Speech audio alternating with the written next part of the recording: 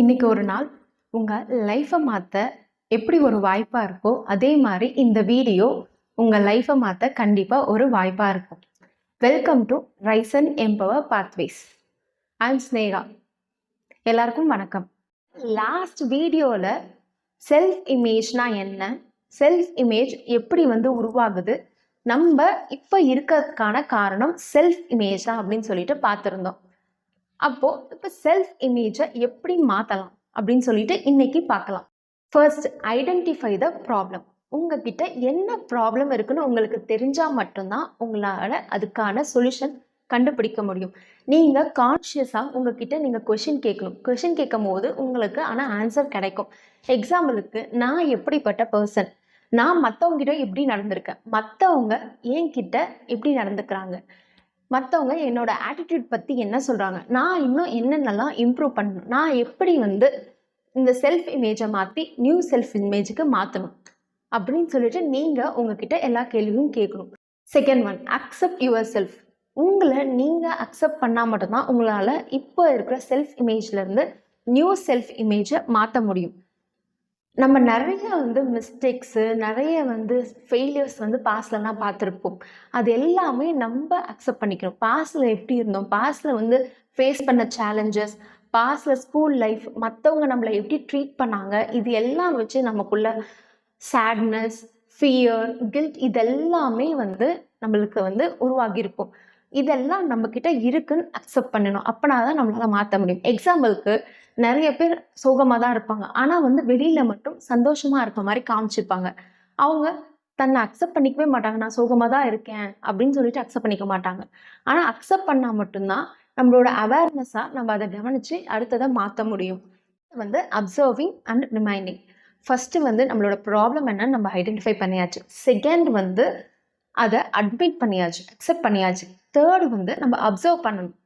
நம்மளோட பழைய செல்ஃப் இமேஜை கான்ஷியஸாக நம்ம அப்சர்வ் பண்ணும்போது நம்மளோட அன்கான்ஷியஸ் ஹேபிட்ஸ், அன்கான்ஷியஸ் தாட்ஸ் எல்லாம் நம்மளுக்கு ஈஸியாக என்னென்னு தெரிய ஆரம்பிக்கும். அப்படி தெரிய ஆரம்பிக்கும் போது நம்ம நெக்ஸ்ட் டைம் அந்த தாட்ஸ் வரும்போது நம்ம அவேராக இருக்கும். இது என்னோட ஓல்ட் செல்ஃப் இமேஜ், நான் திரும்பியும் அதுக்கு அந்த நிலைக்கு நான் போக மாட்டேன். நான் இப்போ ப்ரெசண்ட்டில் தான் இருப்பேன். ஏன்னா நான் நியூ செல்ஃப் இமேஜை க்ரியேட் பண்ணணும்.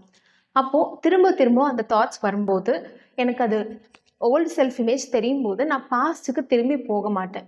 அண்ட் அதை நான் ரிமைண்ட் பண்ணிகிட்டே இருப்பேன். இது என்னோடய பேட்டர்ன் கிடையாது, என்னோடய செல்ஃப் இமேஜ் கிடையாது, நான் நியூவாக ஒன்று க்ரியேட் பண்ண போகிறேன் அப்படின்னு நான் ரிமைண்ட் பண்ணிகிட்டே இருப்பேன். ஸோ அது நம்மக்கிட்ட ஒரு பேட்டர்னாக ஃபார்ம் ஆகும்போது நம்ம பழைய செல்ஃப் இமேஜுக்கு திரும்ப போகவே மாட்டோம். நம்ம ப்ரெசண்ட்டில் தான் இருப்போம். எக்ஸாம்பிளுக்கு, பழைய செல்ஃப் இமேஜ்னால் நான் எப்போயுமே சோகமாக தான் இருப்பேன், எப்போயுமே எனக்கு ஃபெயிலியர்ஸ் தான் இருந்துகிட்டே இருக்கும், யாரும் என்கிட்ட நல்லா பேச மாட்டாங்க, இது மாதிரி நிறைய நம்மக்கிட்ட செல்ஃப் இமேஜ் இருக்கும். இதெல்லாம் தான் நம்ம மாற்ற போகிறோம். எல்லாமே நம்மளுக்கு தாட்ஸில் இருந்தால் ஆரம்பிக்குது.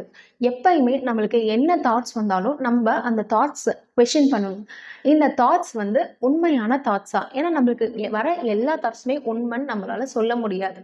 ஏன்னா எல்லாமே பழைய எக்ஸ்பீரியன்ஸ், அதே மாதிரி மற்றவங்க நம்மக்கிட்ட ரியாக்ட் பண்ண விதத்தை வச்சு தான் நம்ம ஃபார்ம் பண்ணியிருக்கோம். ஸோ எல்லாமே ட்ரூன்னு சொல்ல முடியாது. ஸோ நம்ம எப்பயுமே கொஷின் கேட்கும்போது நம்மளுக்கு அதுக்கான ஆன்சர் கிடைக்கும்.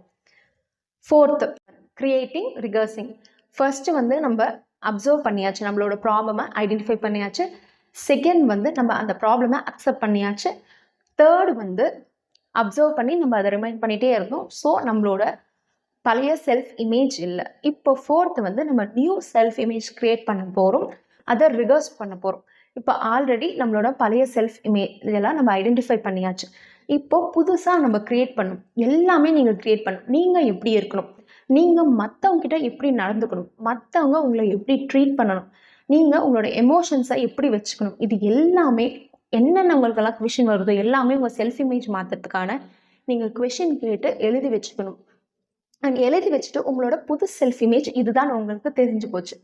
நெக்ஸ்ட்டு அதை ரிகர்ஸ் பண்ணணும். அதாவது நம்ம சப்கான்ஷியஸ் மைண்டில் நம்ம பதிய வைக்கணும்னா நம்ம திரும்ப எப்படி நம்ம ரிமைண்ட் பண்ணிகிட்டே இருந்தோமோ நம்ம ஓல்ட் செல்ஃப் இமேஜ் இது இல்லை, நியூவாக நம்ம மாற்ற போகிறோம் அப்படின்ற மாதிரி ரிமைண்ட் பண்ணமோ அதே மாதிரி புது செல்ஃப் இமேஜை நம்ம எல்லா டைமுமே நம்மளுக்கு ரிகர்ஸ் பண்ணிகிட்டே இருக்கணும். ரிகர்ஸ் பண்ணிகிட்டே இருக்கும்போது நம்ம சப்கான்ஷியஸ் மைண்டில் ஒரு பேட்டர்னாக க்ரியேட் ஆகும். ஸோ அதனால் உங்களுக்கு எப்படி லைஃப் வேணுமோ அது மாதிரி உங்கள் லைஃப்பை சேஞ்ச் பண்ணிக்கலாம். நம்ம புது செல்ஃப் இமேஜை பேட்டர்னாக மாற்றலாம். First one meditation. தியானம் எதுக்கு பண்ணுறோம்? நம்மளோட கவனத்தை வெளி உலகத்துலேருந்து உள் உலகத்தில் திருப்ப தான் நம்ம மெடிடேஷன் பண்ணுறோம். மெடிடேஷன் பண்ணும்போது நம்மளுக்கு கடந்த கால எண்ணங்கள், எதிர்கால எண்ணங்கள் ரெண்டுமே வரும். அப்படி வரும்போது நம்ம அதுக்கு ரியாக்ட் பண்ணாமல் நம்ம நிகழ்காலத்தில் இருக்கும்போது அவேர்னஸாக இருக்கும்போது திரும்பியும் அந்த பேட்டர்ன் கிரியேட் ஆகும். ஸோ நம்ம பாஸ்ட்டுக்கு ஃப்யூச்சரெல்லாம் மாறி நம்ம எப்பயுமே நிகழ்காலத்தில் கான்ஷியஸாக இருப்போம். ரெண்டாவது, நம்ம விஷுவலைசேஷன் பண்ணலாம். விஷுவலைசேஷன்னா அகக்காட்சி. அதாவது நம்ம மைண்டில் நம்மளுக்கு என்னென்னலாம் வேணும். இப்போது நான் சக்ஸஸ்ஃபுல் ஒரு பிஸ்னஸ் மேனாக இருக்கணுமா, ஸோ அதை நான் ஒரு இமேஜினேஷன் பண்ணி என்னோடய மைண்டில் பார்க்கும்போது அது டெய்லியும் நம்ம பண்ணிகிட்டே இருக்கும்போது அது ஒரு மைண்டில் ஒரு பேட்டர்னாக க்ரியேட் ஆகும். தேர்ட் ஒன் ஜேர்னலிங் அதே தான். விஷுவலைசேஷன் பதிலாக நம்மளுக்கு என்னென்ன வேணுமோ தினமும் நம்ம ஜேர்னல் பண்ணலாம், இல்லை வீக்லி ஒன்ஸ் பண்ணலாம். இது மாதிரி டெய்லியும் இப்போ நடக்கிற மாதிரி நீங்கள் எழுதும்போது அதுவுமே உங்கள் மைண்டில் ஒரு பேட்டர்னாக க்ரியேட் ஆகும். அதுக்கப்புறம் நாலாவது அஃப்ரிமேஷனா சுயப்பிரகடனம்னா நம்ம எப்படி நம்ம ஜேர்னலிங் எழுதுகிறோம், அகக்காட்சி பண்ணி பார்க்குறோம். இதே மாதிரி நம்ம வாயிலவே சொல்லலாம் நம்மளுக்கு என்ன வேணும். நான் எப்பயுமே சக்ஸஸ்ஃபுல்லாக இருக்கணும், என்னோடய லைஃப் ஹாப்பியாக தான் இருக்கணும். இப்படி நீங்கள் சொல்லி டெய்லியும் உங்களோட மைண்டில் உங்கள் புது செல்ஃப் இமேஜை நீங்கள் சேஞ்ச் பண்ணலாம். இதெல்லாம் நீங்கள் ஃபாலோ பண்ணும்போது, ஏதோ ஒன்று நீங்கள் ஃபாலோ பண்ணும்போது கண்டிப்பாக உங்கள் லைஃப் உங்களுக்கு இப்போ எப்படி வேணுமோ கண்டிப்பாக அது சேஞ்ச் ஆகும். இந்த நாளில் நீங்கள் ஏதோ ஒன்று ஃபாலோ பண்ணிங்கன்னா டெய்லியும் கண்டிப்பாக உங்களோட பழைய செல்ஃப் இமேஜ்லேருந்து புது செல்ஃப் இமேஜ், புது தன்னிலையை மாற்ற முடியும். அப்படி மாற்றினீங்கன்னா உங்களுக்கு எப்படி உங்கள் வாழ்க்கை இருக்கணுமோ அது மாதிரி உங்கள் வாழ்க்கை உங்களுக்கு அமையும். இன்றைக்கே நீங்கள் இதை கண்டிப்பாக ஃபாலோ பண்ணணும். ஏன்னா நாளைக்கு தள்ளி போட்டால் நம்ம கண்டிப்பாக அதை நம்ம பண்ண போகிறதே கிடையாது. ஸோ கண்டிப்பாக நீங்கள் எல்லாரும் இன்றைக்கே இதை ட்ரை பண்ணுங்கள். இந்த வீடியோ கண்டிப்பாக யூஸ்ஃபுல்லாக இருக்கும்னு நம்புகிறேன். இந்த வீடியோ உங்களுக்கு யூஸ்ஃபுல்லாக இருந்துச்சுன்னா உங்களோட ஃப்ரெண்ட்ஸ் அண்ட் ஃபேமிலிக்கு ஷேர் பண்ணுங்கள், லைக் பண்ணுங்கள், சப்ஸ்கிரைப் பண்ணுங்கள், நோட்டிஃபிகேஷன் பட்டனை கிளிக் பண்ணுங்கள். அப்போ தான் உங்களுக்கு அப்டேட்ஸ் வரும். வாழ்வானது உங்கள் எண்ணப்படியே நிகழும். ஆதலால் எப்போதும் உங்கள் எண்ணத்தை தூய்மையாக வைத்திருங்கள். தேங்க்யூ. Bye by.